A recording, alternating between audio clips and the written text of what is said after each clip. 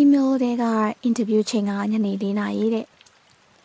အဲ့ဒီအချိန်သားဆိုရင်အရာအားလုံးချောချောမွေ့မွေ့ဖြစ်သွားခဲ့ရင်တောင်ဆိုလိုတာကဘတ်ကအချိန်မီလာမယ်ကားမပိတ်ဘူး interview ကလည်းအချိန်မဆွဲဘူးကန်ကြမာကလည်းရှာရှာပါပါမျက်နှာသာပေးခဲ့မယ်ဆိုရင်တောင်ည9 နာရီလောက်မှပဲအိမ်ကိုအရောက်ပြန်နေမဲ့ကိန်းစိတ်နေတယ်ဒါကျမဘွားရဲ့ရင်ကုန်စရာအကောင်းဆုံးအခွင့်အရေးကြီးတခုမတိုင်ခင်ညမှာကျမအကောင်းထက်အပြည့်နေရယူထားတဲ့အတွက်ဂိမ်းတွေပဲအင်တာဗျူးမှာဘယ်လိုစကားလုံးတွေရွေးပြီးအထင်ကြီးအောင်ပြောရမလဲဆိုတာမဟုတ်ဘူးကျမရဲ့အရေးချင်းတွေကိုဘယ်လိုချပြရမလဲဆိုတာလည်းမဟုတ်ဘူးကျမရဲ့ရည်မှန်းချက်အိမ်မက်တွေကိုလည်းအကောင့်ထဲပေါ်ရင်ဖေဖေသတ်မှတ်ထားတဲ့အိမ်အပြန်ချိန်မကျော်ရင်အိမ်ကိုဘယ်လိုပြန်ရအောင်သွားမလဲဆိုတာပဲဖြစ်နေတယ်အမျိုးသမီးတွေရဲ့အခွင့်အရေးတွေမမြင်ရတဲ့အတားအဆီးတွေကိုဖြိုခွဲပစ်ဖို့တွေကိုအိမ်မက်နောက်ကိုလိတ်ကျဖို့တွေအကြောင်းလူတွေပါဆက်ဖျားမှအထွေထွေပြောနေကြပါမယ်ကိုမိသားစုကနားလည်မပေးနိုင်တဲ့အရာတွေကိုလူချင်းတောင်းတနေရတာဘယ်လောက်တောင်ပင်ပန်းလဲဆိုတာကိုတော့ဘယ်သူမှထုတ်မပြောကြအောင်ကိုယ့်ရဲ့အနာဂတ်အတွက်စကားတခွန်းချင်းစီကိုတတိထားပြီးညှိနှိုင်းနေရတာတွေကိုမမွေးခင်ကလေးကကြောက်စိတ်ရုပ်လိုခိန်မာနေတဲ့အစင်အလာတွေချောင်းမှာကိုယ့်ရဲ့ရည်မှန်းချက်တွေပိတ်လောင်ခံနေရတာတွေကိုဘယ်သူမှမသိကြအောင်အစိုးရဆုံးကတော့ကိုမိသားစုကိုရောကိုအိမ်မက်တွေကိုပါနှစ်ခုစလုံးကိုအရန်ချစ်မြတ်လို့နေမိရပဲတခုကိုရွေးချယ်လိုက်တာဟာနောက်တစ်ခုကိုသစ္စာဖောက်လိုက်တယ်လို့ခံစားရတယ်ဆိုတဲ့အတီးအရန်ကိုနာကျင်ရပါတယ်အရာထဲမှာလူလိမ့်နေတာ2 နာရီလောက်ရှိသွားပြီစကားတခုမှားလိုက်တာနဲ့အရာအားလုံးဆုံးရှုံးသွားနိုင်တဲ့ပြဿနာတစ်ခုကိုအစမ်းလက်ကျင့်နေရတယ်လို့ပဲကောင်းထဲမှာစက်ကွက်ပေါင်းစုံကိုစဉ်းစားနေမိရဲ့တကယ်တော့မနက်ဖြန်အင်တာဗျူးအတွက်ကတိတ်မပူပန်းလာပါဘူးမနက်စာသာစားရင်ပြောရမယ့်စကားဝိုင်းအတွက်ကပိုပြီးရင်လေးစရာကောင်းနေတာပုံမှန်အိမ်ပြန်ချိန်ကနည်းနည်းလောက်နောက်ကျခွင့်ပြုဖို့မောင်တာနဲ့အိမ်ရောက်ရမယ်ဆိုရဲသူတို့ရဲ့အဆိုရင်စိတ်တွေကန့်တတ်ချက်တွေရဲ့ဟိုဘက်ကိုနည်းနည်းလောက်ကြော်လွန်ခွင့်ရဖို့တတိထားပြီးညှိနှိုင်းရမယ့်ကိစ္စလေးမောင်းနေတဲ့ခန်းထဲမှာဖုန်းစကရင်ကလင်းလာတယ်အချိန်ကမနက်1 နာရီနဲ့48 မိနစ်ဒီညအတွက်9 ချိန်မြောက်ဖြစ်မြေပုံ app ကိုဖွင့်လိုက်ပြန်တယ်ကျမတို့ရက်ကွက်ကနေမြို့ထဲအယုံအဆောက်အဦစီတွားလို့ရမယ့်လမ်းကြောင်းတွေကိုလက်ညှိုးလေးနဲ့ဆွဲဖိပြီးကြည့်နေမိတယ်လမ်းဆုံးအထိဘတ်ကနံပါတ်43ကိုစီးပြည့်51ကိုပြောင်းစီးကြမလားဒါမှမဟုတ်အချိန်ပိုးကြပါမယ်မှတ်တိုင်နေပြီးကြံ့ကြာနိုင်ခြင်းနဲ့နံပါတ်29ကိုပဲစီးမလားလမ်းကြောင်းတွေကို screenshot ရိုက်ထားလိုက်တယ်ကြားထဲမှာလိုအပ်မယ့်အချိန်တွေကိုတွက်ချက်တယ်ကားလွတ်သွားခဲ့ရင်ဘာဆက်ဖြစ်မလဲဆိုတာဒီတွက်ဆနေမိတယ်ဒါကျမတို့လိုမိန်းကလေးတွေရဲ့ရည်မှန်းချက်အိမ်မက်တွေရဲ့ပုံစံပါပဲရရဲဝုံဝုံခုံပြန်ကြော်လွားပြီးကြောက်ရွံ့မှုကင်းကင်းရှစ်ဆက်ရတာမျိုးမဟုတ်ဘူးမွေးကလေးကတတ်မှတ်ပေးထားတဲ့ဘောင်တွေထဲမှာကိုအိမ်မက်လေးတွေစောင့်ဝင်းနိုင်အောင်တေချာကြိုတင်စီစဉ်ရတယ်အချိန်ကိုစနစ်တကျတွက်ချက်ရတယ်ည9 နာရီည9 နာရီအိမ်အရောက်ပြန်ရမယ်တဲ့အခွင့်အရေးဆိုတာကပဲအိမ်ပြန်ခြင်းကိုကန့်သတ်ချက်တွေကိုနားလည်ပေးနိုင်တယ်လို့အနာဂတ်ဆိုတာကပဲခွင့်ပြုချက်တောင်းရမယ့်အမျိုးသမီးတွေကိုစိတ်ရှိလက်ရှိစောင့်ဆိုင်ပေးနေတယ်လို့ပါပဲဒီအလုပ်ကအရန်ကိုပြပြဆုံးလို့နေဒါမှမဟုတ်ပြီးခဲ့တဲ့လတွေအတွင်းကျမရှာဖွေတွေ့ရှိခဲ့သမျှတွေမှာအပြည့်စုံဆုံးလို့ပြောလို့ရတယ်နိုင်ငံတကာ NGO တခုရဲ့ marketing coordinator အရာချူတကယ်ကိုအတိတ်ပဲရှိရဲ့အလုပ်တခုတချိန်ချိန်မှာမိဘအိမ်ကနေခွဲထွက်ပြီးကိုချီတော်ပေါ်ကိုရပ်တည်နိုင်ဖို့အခြေအနေတွေသာပေးခဲ့ရင်ဖြစ်လာနိုင်တယ်လို့အမြင်စိတ်ကူးရင်ခဲ့ရတဲ့လူတစ်ယောက်ဖြစ်လာဖို့လုံလောက်တဲ့လစာမျိုးလွန်ခဲ့တဲ့3 ရက်ကအင်တာဗျူးခေါ်တဲ့ email လေးဝင်လာတော့ဖုန်းစကရင်ကို1 မိနစ်လောက်အသေးချာစိတ်ကြည့်နေခဲ့မိတယ်အဲ့ဒီစာကိုဖတ်ပြင်းရင်ထပ်ဖတ်ရင်ရင်ထဲမှာတော့ပြောမပြတတ်အောင်ရင်ခုန်နေခဲ့တာပြီးတော့အချိန်ကိုကြည့်လိုက်တယ်အင်တာဗျူးအချိန်ကညနေ4 နာရီတဲ့အဲ့ဒီကြမှာရင်ထဲမှာဒိန်းကနေပြုတ်ကျသွားတယ်လို့ခံစားလိုက်ရတယ်ကျမချက်ချင်းပဲအလိုတယောက်တွက်ချက်မိသွားတယ်ရုံချင်းဆိုတော့အင်တာဗျူးက9 နာရီလောက်ထိကြာနိုင်တယ်လေသူတို့ဘက်ကတေချာ အသေးစိတ်မေးမယ်ဆိုရင်တော့9နာရီခွဲတောင်ဖြစ်သွားနိုင်တယ်။ရုံးစင်းချိန်ကားချက်မဲ့အခြေအနေနဲ့အိမ်ပြန်ရမယ့်အချိန်ကိုပေါင်းကြည့်လိုက်ရင်အနည်းဆုံး1နာရီခွဲ။ဒါမှမဟုတ်2နာရီလောက်ကြာသွားမယ်။ဆိုတော့အစအဆုံးအိမ်ပြန်ရောက်ရင်တောင်9နာရီခွဲ10နာရီလောက်တော့ဖြစ်သွားပြီ။တမတ်ချိန်ထက်2နာရီနောက်ကျသွားပြီလေ။အဲ့ဒီ2နာရီအတွင်းမှာဖေဖေကအိမ်ရှိမှာခောက်တော့ခောက်ပြန်လန်းရှောင်နေလိမ့်မယ်။မမေကစိုးရင်ပူပန်နေလိမ့်မယ်။ညီမလေးတွေညီလေးတွေကတော့စီကံဖောက်တဲ့အိမ်ကသမီးအကြီးဆုံးပါဖြစ်မလဲဆိုတာကိုစောင့်ကြည့်နေကြလိမ့်မယ်။အဲ့ဒီ2နာရီကကျမအတွက်ဒီအခွင့်အရေးတစ်ခုတည်းကိုသာဆုံးရှုံးစေနိုင်တာမဟုတ်ဘူး။နှစ်ပေါင်းများစွာလိမ်မာတဲ့သမီးလိမ်မာလေးတာဝန်သိရတဲ့သူလေးအချိန်မှအိမ်ပြန်လာတဲ့သူလေးဆိုပြီးတိဆောက်ထားခဲ့တဲ့ယုံကြည်မှုတွေရရှိထားတဲ့တင်းငယ်တဲ့လွတ်လပ်ခွင့်လေးတွေအားလုံးကိုပါပေးဆက်လိုက်ရနိုင်တယ်။ကျမအမှန်တိုင်းပဲပြောပြလိုက်တင်ပါတယ်။ဒါကိုကျမသိတယ်။ပြီးခဲ့တဲ့3ရက်လုံးလုံးကိုယ့်ကိုယ်အချိန်ရာချီပြောခဲ့ပြီ။တေချာရှင်းပြလိုက်စမ်းပါ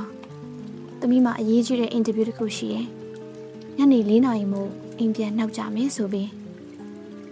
ရှင်းရှင်းလေးတိုက်ရိုက်ကြတယ်။ရိုးရိုးသားသားပဲပြောလိုက်တာကောင်းတယ်။ဒါပေမဲ့မိဘအိမ်မှာနေရဆဲဖြစ်တဲ့အမျိုးသမီးတွေရဲ့ဘဝဆိုတာဒီလိုပဲနေရမယ်လို့သတ်မှတ်ထားတဲ့ခေဟောင်းကအစည်းအဝေးတွေအောက်မှာရှင်သန်နေဆဲဖြစ်တဲ့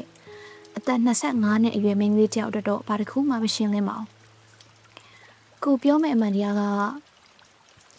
သမီးမိန်းကလေးတွေဆိုတာဘလို့နေထိုင်ရမယ်ဆိုရဲမိသားစုရဲ့ခိုင်မာတဲ့ယုံကြည်ချက်တွေကိုစိန်ခေါ်နေတယ်လို့ဖြစ်နေတဲ့အခါရိုးသားမှုဆိုတာအမြဲတမ်းအလုံးချုံဆုံးနီးပြပါမဟုတ်ဘူးဆိုတာကျွန်မသင်ခန်းစာရထားပြီးသားပါကျွန်မဖေဖေကရက်ဆက်တဲ့သူမဟုတ်ပါဘူးအဲ့ဒါကိုတေချာရှင်းပြချင်ပါတယ်သူကဒီဇက်လန်ထက်ပြီးလိုက်တရားမဟုတ်ပါဘူးသူကသူ့ခေတ်သူ့အခါကြီးပြင်းလာခဲ့ရတဲ့ပုံစံတွေသူ့ရဲ့အစိုးရင်ပူပန်မှုတွေပြီးတော့ညဘက်အပြင်ထွက်တဲ့မိန်းကလေးတွေဘာဖြစ်တတ်လဲဆိုရဲသူတို့နားလေထားတဲ့ပုံသွင်းထားတဲ့ယောက်ျားတစ်ယောက်မျှတာပါသူကျမကိုချစ်ပါတယ်ကျမကိုအယမ်းချစ်တယ်ဆိုတာသိပါတယ်ညီလေးတက္ကသိုလ်တက်နိုင်ဖို့မိသားစုလေးအဆင်ပြေပြေရပ်တည်နိုင်ဖို့သူတို့ခေတ်ကလူတွေအယမ်းတန်ဖိုးထားတဲ့ဂုဏ်သိက္ခာတွေကိုထိမ့်သိမ့်နိုင်ဖို့သူအယမ်းကိုကြိုးစားရုန်းကန်နေရတာပါဒါပေမဲ့သူ့ရဲ့ချစ်ချင်းမြတ်တာတွေကကန်တက်ချက်တွေစီးမြင့်တွေနဲ့အတူရောက်ရောက်လာတဲ့ကာကွယ်မှုတစ်ခုလို့အမည်တက်ထားပေမဲ့ကျမအသက်ကြီးလာလေလေအဲ့ဒီအရာတွေကထောင်ပိတ်ခံရတဲ့တန်တိုင်းတွေလိုပို့ပြီးခံစားလာရလေလေပါပဲမင်းကလေးကောင်းဆိုတာလေညဘက်ကြီးရှောက်မသွားရဘူးတဲ့တခါတော့ကတငယ်ချင်းတယောက်ကညဘက်ပွဲတစ်ခုကိုဖိတ်တုန်းကဖေဖေပြောခဲ့တဲ့စကားပါဒေါသတန်မပါပဲမဲ့ပြတ်သားတယ်အမိန့်တစ်ခုလိုပဲဆုံးဖြတ်ချက်ချပြီပြီထပ်ပြီးဆွေးနွေးစရာအကြောင်းမရှိဘူးဆိုတဲ့လေသံမျိုးကျမခေါင်းညိတ်ပြခဲ့ရတယ်တခြားဘာများလုပ်နိုင်မှာမို့လို့လဲကျမနားလေပါတယ်တေချာပေါက်နားလေတာပေါ့ဂုံတိတ်ခါရှိရဲ့မိသားစုကမိန်းကလေးတယောက်အတွက်ဘလို့အရာကတင့်တော်တယ်လက်ခံနိုင်စရာဖြစ်တယ်လုံခြုံနေဆိုတဲ့သတ်မှတ်ချက်တွေအောက်မှာကိုယ့်ရဲ့ရည်မှန်းချက်တွေဆန္ဒတွေကိုရှော့ချညှိနှိုင်းရန်တသက်လုံးနားလေပေးလာခဲ့ရပဲလေဒါပေမဲ့နားလေပေးရဲဆိုတာသဘောတူရဲလို့ဆိုလိုတာမှမဟုတ်တာအဲ့ဒီကွာဟချက်လေးကြောင့်မှကျမရှင်သန်နေရတာပါမိသားစုကဘာလို့ဒီလိုတွေးတယ်ဆိုတာကိုနားလေပေးနိုင်တဲ့စိတ်ရဲ့သူတို့ရဲ့အစိုးရင်ကြောက်ရွံ့မှုတွေကြောင့်ပေးမချနိုင်တဲ့လွတ်ခွင့်မျိုးတဲ့ကျမပို့ပြီးရထိုက်တယ်ဆိုတာကိုလုံးဝသိနေတဲ့အတိတရားရဲ့အဲ့ဒီနှစ်ခုကြောင့်ကနေရာလွတ်လေးမှာကျမရှိနေတယ်မမီကတော့စီကန်းချက်တွေနဲ့ပတ်တိုင်နည်းနည်းပို့ပြီးတက်ညာတယ်ကျမရဲ့မွန်းချက်မှုတွေကိုပို့ပြီးကိုချင်းစာပေးတယ်ဒါပေမဲ့နောက်ဆုံးမှာတော့သူလည်းဖြစ်ဖြစ်လို့ပဲပြောင်းလဲလို့မရပါဘူးမင်းကလေးတွေအတွက်ကတော့မတူဘူးလေသမီးရဲ့ဆိုပြီးမမေခဏခဏပြောလေးရှိတယ်ဒီຢာတွေကဘလောက်တောင်တရားမျှတမှုမရှိဘူးလေဆိုတာသိနေပေမဲ့ပြောင်းလဲပြဖို့အစွမ်းအားမရှိဘူးလို့ပြောနေတယ်လို့သူ့မျက်လုံးတွေထဲမှာဝမ်းနဲ့ရိတ်တွေပါနေရတယ်။သမီးညီလေးကတော့သူသွားခြင်းတဲ့အချိန်သွားပြန်ခြင်းတဲ့အချိန်ပြန်လို့ရတာပေါ့။ဒါပေမဲ့ အင်းလေလောကကြီးကဒီလိုပဲသမီးမင်းကလေးတွေကြတော့မမေတို့ကပိုးပြီးဂယုဆိုင်ရတာပေါ့သမီးရဲ့ပိုးပြီးဂယုဆိုင်ရမယ်တဲ့ကျမရဲ့အိမ်မန်းချက်တွေကပဲအန်ဒီရဲ့များလွန်နေတယ်လို့တခါတလေည9နာရီကျော်တဲ့အထိအလုပ်လုပ်ချင်တဲ့ဆန္ဒကပဲဘေးဒုက္ခတွေကိုဖိတ်ခေါ်နေတယ်လို့ပါပဲခေတ်ကြီးပြောင်းလဲနေပြီဆိုတဲ့အကြောင်းအမျိုးသမီးတွေလည်းအလုပ်လုပ်နေကြပြီဆိုတဲ့အကြောင်းခိုင်လုံတဲ့အလုပ်ကိစ္စကြောင့်ညဘက်နောက်ကြတာဟာအရှက်ရစရာကိစ္စမဟုတ်ဘူးဆိုတဲ့အကြောင်းတွေကိုဘုံတစ်လုံးလိုသတိထားပြီးအသက်မပြောက်အောင်ဖြုတ်နေရတယ်လို့စကလုံးတွေကိုတေချာရွေးချယ်ပြီးညင်ညင်တသားလေးရှင်းပြကြည့်ပူပါတယ်ဒါပေမဲ့ကျမရဲ့ရှင်းပြချက်တွေကသူတို့ရဲ့ယုံကြည်မှုတွေကိုဖောက်ထွင်းမဝင်နိုင်မယ်ကြာဘက်ပေါ်ရေပေါက်ကြတယ်လို့လိမ့်ဆင်းသွားတာပဲစကလုံးတွေကိုသူတို့အကြပါမယ်အတိတ်ပဲကိုတော့လက်မခံနိုင်ကြဘူးဘာလို့လဲဆိုတော့အဲ့ဒီအတိတ်ပဲကိုလက်ခံနိုင်ဖို့ဆိုရင်သမီးဖြစ်သူကိုဘယ်လိုကာကွယ်စောင့်ရှောက်ရမယ်ဆိုရဲသူတို့တသက်လုံးတည်ထားသမျှအရာအလုံးကိုအသက်ပြန်မြင်စဉ်းစားရတော့မှမို့လို့ပါဒါကြောင့်ကျမလည်းဒီကန့်သက်ချက်တွေထဲမှာပဲအဆင်ပြေအောင်နေတတ်လာရဲ့ည9နာရီအိမ်ပြန်နေသူတို့စိတ်ပူရမယ်အကြောင်းပြချက်တွေမပေးဘူးသူတို့ဆွဲထားတဲ့ဘောင်တွေထဲကနေမထွက်ပဲဂုံယူရတဲ့စကားနားထောင်တဲ့သမီးလိမ္မာလေးဖြစ်နေပြတယ်အချိန်အများစုမှာတော့ကျမအဲ့ဒီလိုနေနိုင်ခဲ့ပါတယ်အချိန်အများစုမှာအဲ့ဒီအစည်းအဝေးတွေအရန်ကြီးမပုတ်တိတ်မိပါဘူးဒါပေမဲ့အခုအင်တာဗျူးအခုအခွင့်အရေးကျမဘဝရဲ့လားရအောင်တကယ်ပြောင်းလဲပေးနိုင်မယ်ဒီအခွင့်အရေးကြီးကတော့သူတို့ဆွဲထားတဲ့ပေါင်တွေထဲမှာဝင်မဆက်တော့ဘူးလေဒီတောင်းဆိုမှုကိုပုံကန်တာမျိုးမဟုတ်ပဲအကျိုးကြောင့်စီလျော်တဲ့တောင်းဆိုမှုတစ်ခုဖြစ်ဘယ်လိုပြောရမလဲဆိုတာကိုပြီးခဲ့တဲ့3ရက်လုံးလုံးကောင်းထဲမှာအချိန်ချင်းဆက်တိတ်နေခဲ့တာလေးတန်းတွေအမျိုးမျိုးပြောင်းနီးလန်းတွေအမျိုးမျိုးနဲ့ပေါ့ပထမနီးလန်းကြားရိုက်နဲ့လက်တွေကြကြပြောမယ်ဖေဖေမနေ့ပြန်4နာရီသမီးမှအင်တာဗျူးရှိရဲရုံးကမျိုးထဲမှာဆိုတော့အိမ်ပြန်ရောက်ရင်9နာရီခွဲ10နာရီလောက်ဖြစ်မယ်ဖေဖေအင်တာဗျူးပြီးရင်ကားပေါ်ရောက်ရင်သမီးဖုန်းဆက်လိုက်မယ်နော်ဒါကအရန်တရိပ်ဆန်လွန်းနေခွင့်ပြုချက်တောင်းတာထက်အတိပေးနေတယ်လို့ပိုးဖြစ်နေတယ်ဖေဖေကဒီလိုကိုယ်သဘောနဲ့ကိုယ်ဆုံးဖြတ်တာမကြိုက်ဘူးပြီးတော့မဆွေးနွေးရသေးခင်မှာတယ်မရအောင်ဆိုရအဖေကထွက်လာလိုက်မယ်ဒုတိယနေလန်းအတနာခံတောင်းပန်မယ်ဖေဖေသမီးတောင်းပန်ပါတယ်ဒီအင်တာဗျူးကလေအရန်အရေးကြီးလို့ပါဖေဖေခရနာကြီးအိမ်ရောက်စေချင်တာသိပေမဲ့ဒီတစ်ခါလေးပဲနည်းနည်းလောက်နောက်ကျခွင့်ပြုပါလားယင်သမီးလေးတခြားဂရုစိုက်ပါမယ်သမီးဖုံးဆန်နေပါမယ်နော်ဖေဖေဒါအရန်ပြော့ညံလွန်နေအရန်တောင်းပန်လွန်ရကြတယ်ကျမဖြည်းဖြည်းချင်းပြောင်းလဲဖို့စူးစမ်းနေတဲ့ပုံစံကိုပြန်ပြီးခိမ်မာသွားစေဆုံးဖြတ်ချက်တိုင်းအတွက်ခွင့်ပြုချက်လိုနေတဲ့ကိုယ်လုံခြုံရေးကိုကိုယ်တိုင်မစီမံနိုင်မယ်အမြဲတမ်းမျက်စိထောက်ထောက်ကြည့်နေဖို့လိုအပ်တဲ့ကလေးတယောက်လိုဖြစ်သွားလိုက်မယ်တတိယနီလန်းနီးဗျူဟာကြကြဆွဲဆောင်မယ်ဖေဖေဒီအင်တာဗျူးကလေနာမည်ကြီးကုမ္ပဏီကခေါ်တာ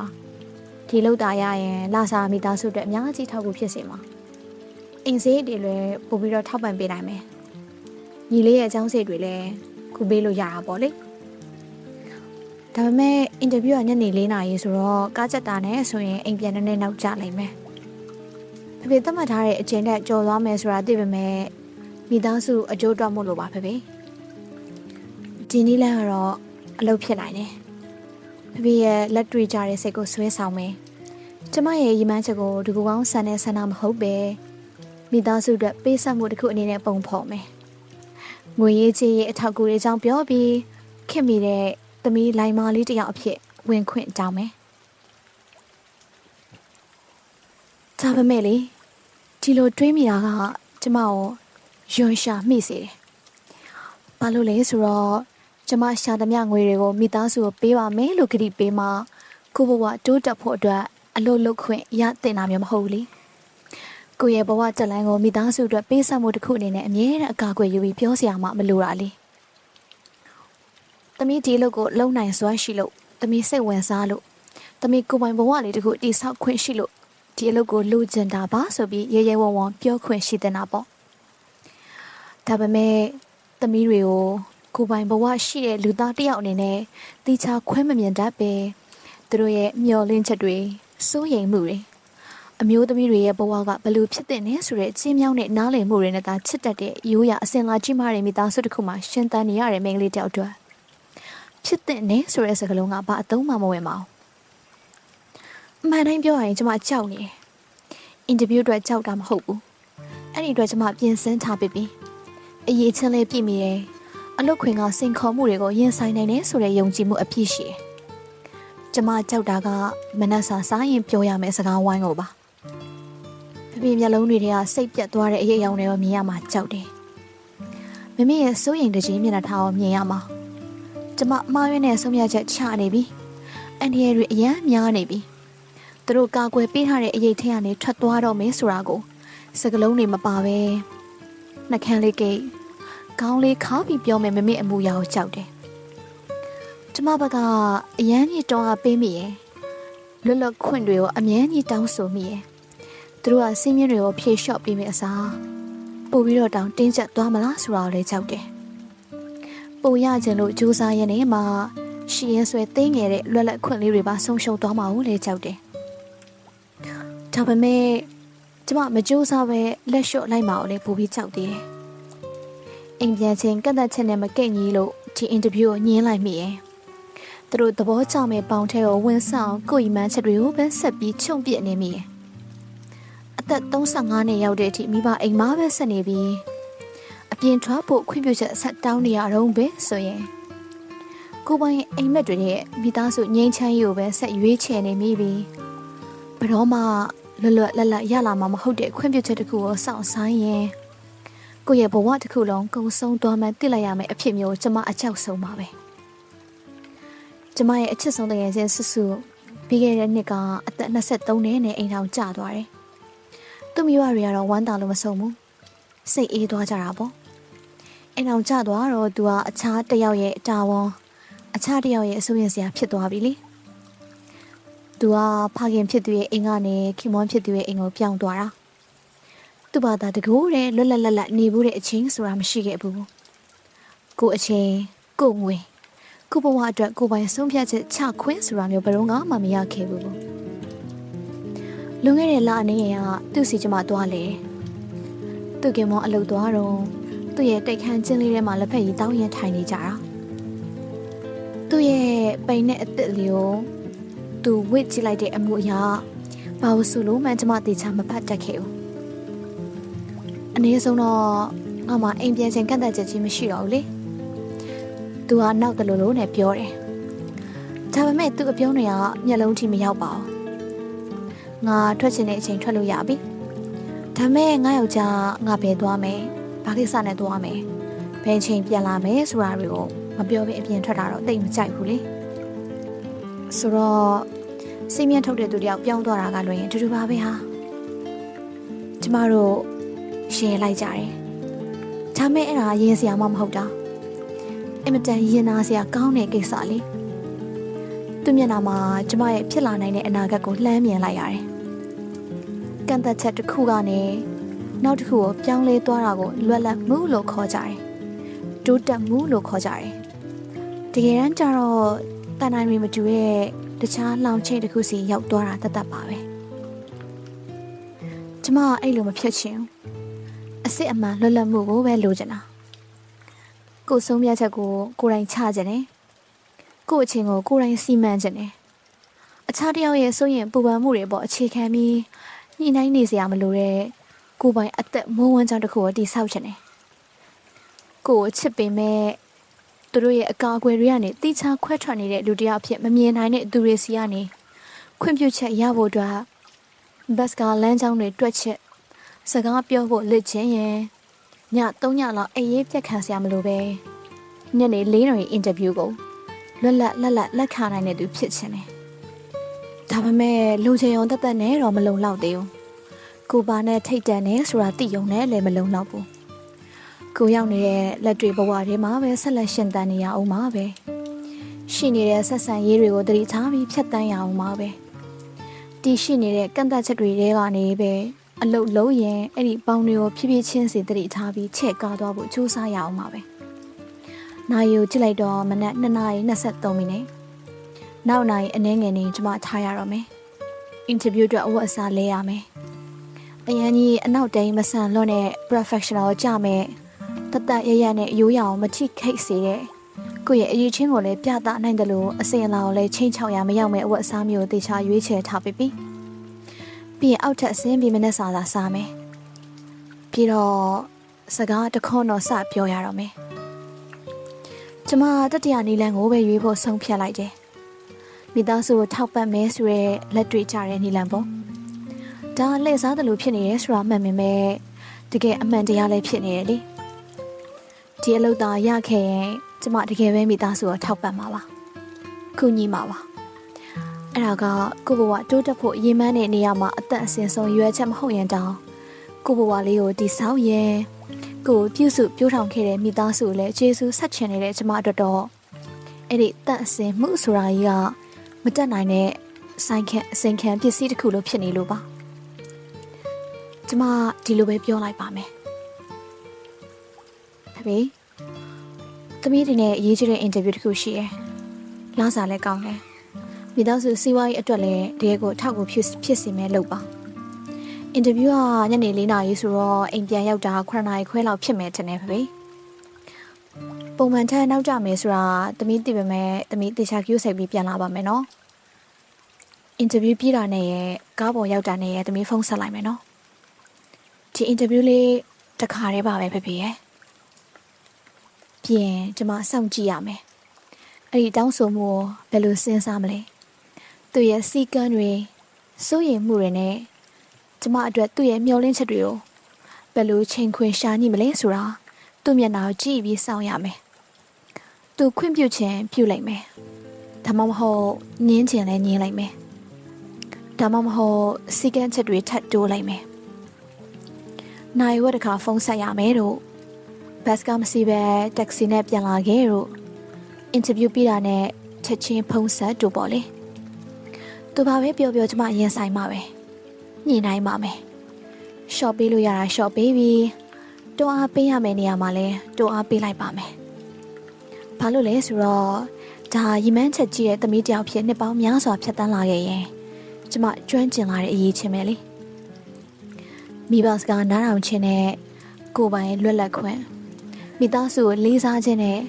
ကိုလေးစားခြင်းဆိုတဲ့အရာတစ်ခုကြာအကျဉ်းမြောင်းတဲ့လမ်းကနေဘယ်လိုရှောက်ရမလဲဆိုတာကိုကျမတက်မြောက်နေပြီဒီနေ့ကျမသားတကယ်ကံကောင်းပြီဇွဲကောင်းခင်မယ်ဆိုရင်အဲ့ဒီလမ်းလေးကပူကျဲလာကောင်းကျဲလာနိုင်ပါတယ်ဒီနေ့ကျရင်အိမ်ကနေခွဲထွက်ဖို့ကိုပိုင်စည်းကမ်းတွေချမှတ်ဖို့ဘယ်သူစီအောင်မှခွင့်ပြုချက်တောင်းစရာမလိုပဲအကြောင်းပြချက်တွေပေးစရာမလိုပဲည9 နာရီကျော်တဲ့အထိလွတ်လွတ်လပ်လပ်နေနိုင်ဖို့လုံလောက်တဲ့ငွေကြီးလွတ်လပ်မှုမျိုးရလာကောင်းရလာနိုင်ပါတယ်ဒါမှမဟုတ်လေဒီလိုညှိနှိုင်းရတဲ့အလုပ်တွေမှာကျမပို့ပြီးကျွမ်းကျင်လာတာမျိုးလည်းဖြစ်ကောင်းဖြစ်နိုင်တယ်မိဘတွေလူချင်းတဲ့သမီးလိမ္မာလေးအဖြစ်ရောကျမကိုယ်တိုင်ဖြစ်ချင်တဲ့အမျိုးသမီးတစ်ယောက်ဖြစ်ပါနှကန်းစလုံးကိုတတ်ရကပြနိုင်တဲ့သူတစ်ယောက်ဖြစ်လာမှာပေါ့ဘယ်လိုပဲဖြစ်ဖြစ်မနေ့ပြန်ညနေ4 နာရီမှာကျမအဲ့ဒီအင်တာဗျူးအခန်းထဲမှာရှိနေမှာပါကျမပြင်ဆင်ပြီးသားဖြစ်နေမှာပါကျမအရေးချင်းပြည့်မီနေမှာပါ professional ကြယုံကြည်မှုအပြည့်နဲ့လုံနိုင်စွမ်းရှိတဲ့သူတယောက်အဖြစ်ရှိနေမှာပါပြီးတော့ည9 နာရီအိမ်ပြန်ရောက်9 နာရီခွဲရောက်10 နာရီပဲရောက်ဖေဖေသဘောကျသည်ဖြစ်စေစိတ်ပြတ်သွားသည်ဖြစ်စေကျမကပဲရိုးရအစင်လာကိုဆက်လက်ပြီးထိမ့်သိမ်းလိုက်ရသည်ဖြစ်စေဒါမှမဟုတ်အစင်အလာကိုပဲညင်ညင်တသားလေးတွန်းဖယ်လိုက်နိုင်သည်ဖြစ်စေကျမကတော့ကိုအတွက်ကိုအနာဂတ်အတွက်ကိုကျမတီးဆောက်ခြင်းတဲ့ဘဝအတွက်ဂရုတစိုက်တွက်ချက်ထားတဲ့ရဲရဲနဲ့အဆုံးဖြတ်ချက်တစ်ခုချပြီးရက်တီးနိုင်ခဲ့ပြီဆိုတာတော့သေချာသိနေမှာပါဘတ်စကားလမ်းကြောင်းတွေကိုလည်းအလွတ်ချက်ပြီးပြီအဝတ်အစားကလည်းအဆင်သင့်ဖြစ်နေပြီအင်တာဗျူးမှာမေးလာနိုင်တဲ့မေးခွန်းတွေအတွက်အဖြေတွေကိုလည်းလေ့ကျင့်ပြီးပြီတခုလိုအပ်နေတာကတခုတည်းက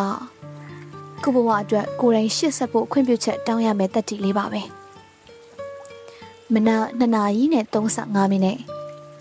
တက်စိတ်မောင်းမိတ်နေတဲ့အခန်းလေးထဲမှာကိုကိုတူတူလေးခေါ်အားပေးလိုက်တယ်နင်လုံနိုင်ပါတယ်နင်ကိုလှုပ်ချင်တာတွေရောစုပ်ကင်ထားရနဲ့လေသမီးလိုက်မာလေးတယောက်ဖြစ်နိုင်ပါတယ်နင်မရီမန်းချင်အိမ်မက်တွေရှိနေရင်းနဲ့လေမိသားစုကိုချစ်လို့ရပါတယ်ဒီရအားလုံးအတူတူရှင်တွဲတည်ရှိနေနိုင်တယ်နင်လုံနိုင်တယ်အတူတူရှိနေမှပဲရပါလိမ့်မယ်ဘာလို့လဲဆိုတော့တခုခုကိုဆွလော်လိုက်ဖို့ဆိုတာကကျမလုံးဝအဆင်သင့်မဖြစ်သေးတဲ့ရွေးချယ်မှုတစ်ခုမှုလို့ပါပဲ